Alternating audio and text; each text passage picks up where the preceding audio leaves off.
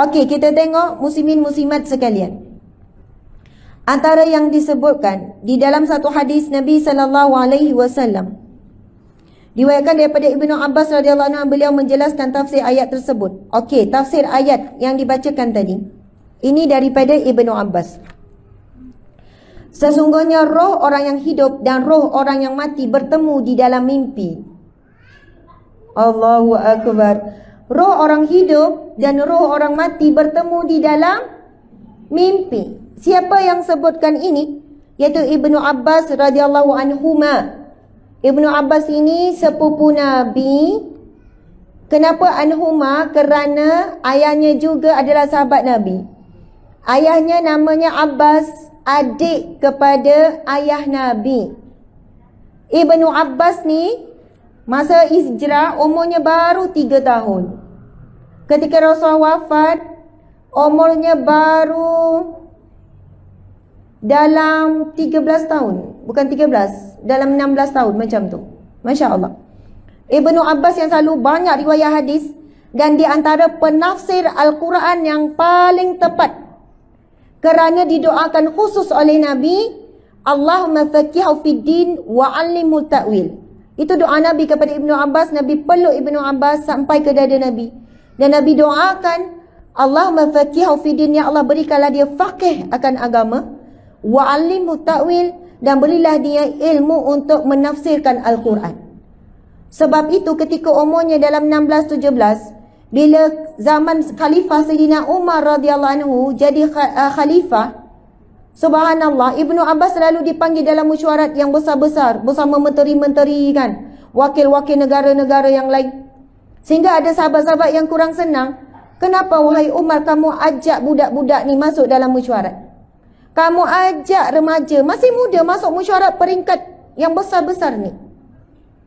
Ibnu Abbas selalu tidur di rumah Nabi kerana ibu saudaranya yang bernama Maimunah salah seorang isteri Nabi. Sebab itu Ibnu Abbas selalu sediakan air wuduk untuk Nabi, duduk di rumah Nabi, di rumah salah seorang isteri Nabi. Itu mak saudara dia. Jadi bila kita baca apa-apa syarah daripada Ibnu Abbas, itu di antara tafsir yang kita yakini. Sebagaimana yang ditafsirkan oleh Ibnu Abbas tentang firman Allah berkenaan dengan alam roh. Sebab di antara orang yang paling dekat dengan Nabi, dan dikatakan banyak Nabi menjelaskan kepada beliau tentang ayat ini apa maksudnya sekian-sekian. Sayyidina Umar bila sahabat-sahabat yang lain macam tidak setuju Ibnu Abbas diajak dalam mesyuarat. Kenapa dia? 5:30 sekarang? Sudah habis? Oh, tinggal 10 minit. Okey, baik. Okey, baik. Subhanallah, 10 minit lagi ni macam mana ni ya? Okey, cukup cerita Ibnu Abbas ya. Tapi pendek ceritanya, Sayyidina Umar minta tafsir satu ayat. Semua sahabat Nabi yang lain tidak tepat, Ibnu Abbas orang yang tepat. Jadi kita baca apakah tafsiran Ibnu Abbas. Ibnu Abbas menyebutkan, sesungguhnya roh orang yang hidup dan roh orang yang mati bertemu di dalam mimpi. Mereka saling mengenal sesuai yang Allah kehendaki. Ketika masing-masing hendak kembali ke jasad, Allah menahan roh orang yang sudah mati di sisinya, dan Allah melepaskan roh orang yang masih hidup ke jasadnya. Pernah tak kita mimpi jumpa arwah ibu ayah? Pernah kan? Pernah kita mimpi orang yang telah mati kan? Subhanallah. Hari itu Ustazah Nur Hafizah Musa mesej saya. Kami memang alhamdulillah rapat, sebab arwah kakaknya itu memang rapat dengan saya. Sangat baik. Dia kata, dia mesej, dia panggil saya Asma, saya panggil dia Kak Cik kan.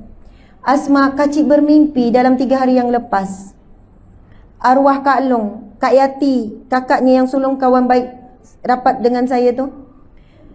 Dalam mimpi beliau, arwah kakaknya itu solat, selepas solat bagi salam, kemudian panggil dia dalam mimpi, lalu berkata, pergi mandikan Asma dekat atas.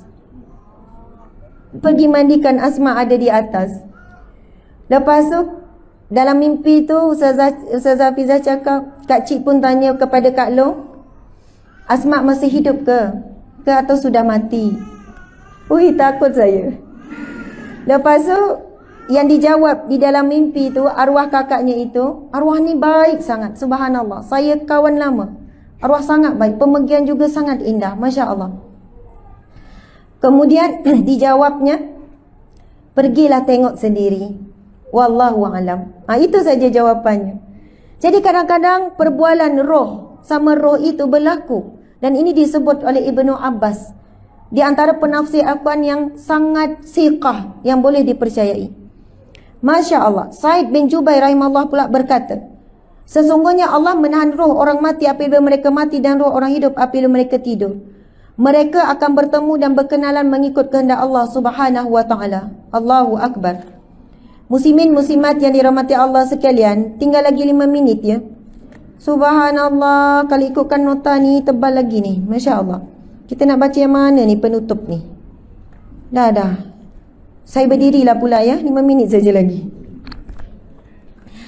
Muslimin muslimat yang dirahmati Allah sekalian, Masya Allah. Apa yang Allah izinkan untuk kita berkata malam ini dan setakat mana, itulah yang terbaik. Allahu Akbar. Kematian tidak bersyarat tua. Kematian juga tidak bersyarat muda, tidak bersyarat sakit. Tidak ada syarat untuk mati. Mati itu boleh berlaku bila-bila masa.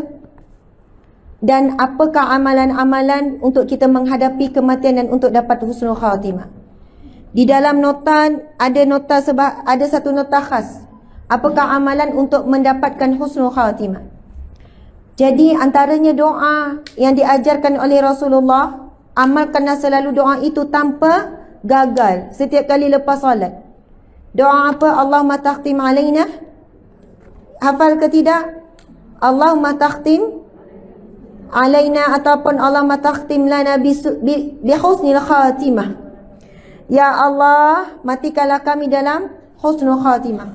Wala takhtim lana bi su'il khatimah, dan jangan matikan kami dalam su'ul khatimah. Satu. Itu cari ya. Kena baca. Kalau tak mampu nak hafal doa ini, bahasa Melayu pun jadi. Ya Allah, berikanlah aku kematian yang baik. Sebab tanpa pertolongan Allah, agak mustahil untuk kita dapat kematian yang baik. Bila dipandang dengan dosa yang kita banyak dengan amalan yang sedikit, layak ke tidak kita nak dapat kematian yang baik seperti mana orang-orang soleh, para nabi dan sebagainya? Kalau jujur tidak layak. Tetapi dengan doa, jika Allah makbul saat kita berdoa, lalu kita terus diperintahkan oleh Allah kepada malaikatnya untuk menjadikan kita golongan yang akan husnul khatimah. Sebab itu doa adalah senjata. Doa silahul mu'mini, doa adalah senjata orang yang beriman.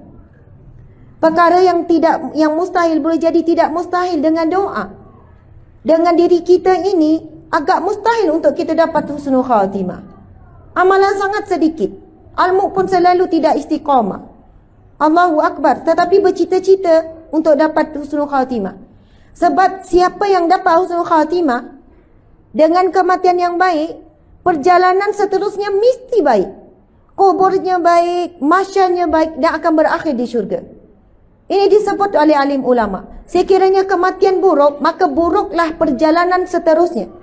Kubur dengan penuh azab dan berhenti, di mahsyar diazab lagi, dan akhirnya berakhir di neraka. Sebab itu, pengakhiran kepada kehidupan dunia dengan husnul khatimah itu adalah penutup yang terbaik dan permulaan perjalanan yang terbaik. Jadi, kalaulah kita kenal diri kita, sedar diri, maka jangan tinggal doa ini setiap kali, jika boleh, waktu sujud di dalam solat. Jika terlepas waktu sujud, ada orang tak boleh sujud lama, pening-pening, nanti banyak bintang. Antara waktu yang mustajab doa melebihi daripada doa selepas solat, waktu sebelum bagi salam tu. Sebelum bagi salam kan, innaka hamidum majid, jangan terus bagi salam. Bacalah doa selama sepanjang-panjangnya. Itu waktu mustajab doa daripada hadis yang sahih.